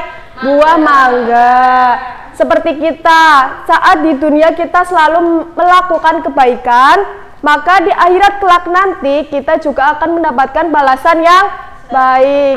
Amin amin ya robbal alamin. Oke. Lanjut ya. Sebelumnya ada yang masih ingat iman itu artinya apa? Percaya. Jadi, ya betul. Iman kepada hari akhir adalah meyakini bahwa seluruh alam termasuk dunia dan seisinya akan mengalami kehancuran. Hari akhir ditandai dengan ditiupnya sangkakala oleh malaikat Israel. Ya. Hal ini dijelaskan dalam Quran surat Al-Hajj ayat 7. Ada yang mau membacakan? Ella, ya silahkan. Bismillahirrahmanirrahim. Wa anna sa'ata atiyatu la raiba fiha wa anna Allaha yab'atsu man fil qubur. Ya. Artinya, dan sungguh hari kiamat itu pasti datang, tidak ada keraguan padanya, dan sungguh Allah akan membangkitkan siapapun yang di dalam kubur. Hal ini sudah jelas ya, terkandung dalam Quran surat Al-Hajj ayat 7. Ya. Kiamat itu dibagi menjadi 2, kiamat sugro dan kiamat kubro. Kiamat sugro atau kiamat kecil yaitu terjadinya kematian yang menimpa sebagian umat manusia. Misalnya, matinya seseorang karena sakit, kecelakaan, musibah tsunami, banjir, tanah longsor, dan sebagainya. Nah, kiamat selanjutnya kiamat kubro atau kiamat besar, yaitu terjadinya kematian dan kehancuran yang menimpa seluruh alam semesta. Dunia porak-poranda, rusak dan hancur. Nah, ini adalah contoh kiamat sugro. Apa ya tadi? Meninggalnya seseorang. Ya, betul. Nah, sedangkan yang kiamat kubro itu hancurnya seluruh alam semesta. Ya, Masya Allah. Sampai di sini jangan percaya ya seperti ya. Nah, sampai sini sudah paham semuanya? Oke, kalau sudah paham,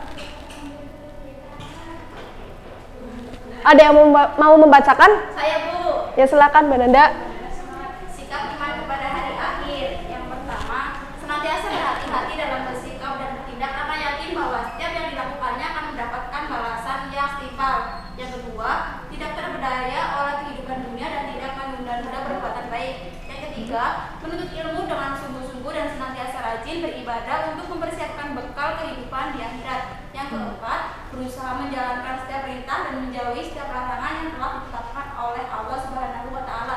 Dan yang kelima, berusaha menghindarkan diri dari berbagai perbuatan maksiat dan kesalahan. Oke, makasih ya Mbak Nanda. Sama-sama. Jadi kita harus selalu berbuat baik agar kita mendapatkan balasan yang baik juga. Nah, ada yang mau bertanya? Tidak, Bu. Kalau enggak berarti ibu yang bertanya ya. Oke. Jadi iman kepada hari akhir itu artinya apa ya? Meyakini dengan sepenuh hati, Bu. Ada yang lain?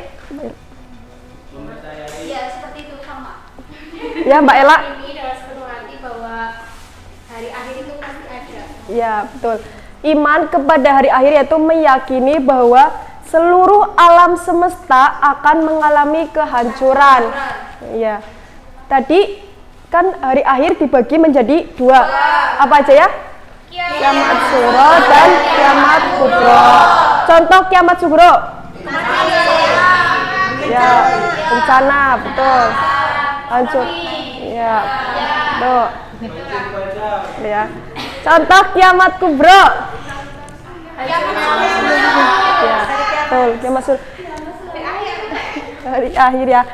Hancurnya seluruh alam semesta. Nah, jadi kesimpulannya iman kepada hari akhir yaitu meyakini bahwa seluruh alam semesta akan mengalami kehancuran dan kiamat dibagi menjadi dua yaitu kiamat sughra dan kiamat kubra. Oke.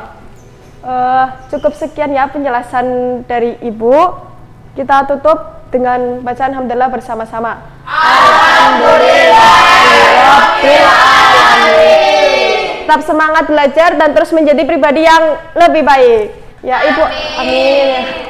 Ibu akhiri, wassalamualaikum warahmatullahi wabarakatuh. Waalaikumsalam warahmatullahi wabarakatuh.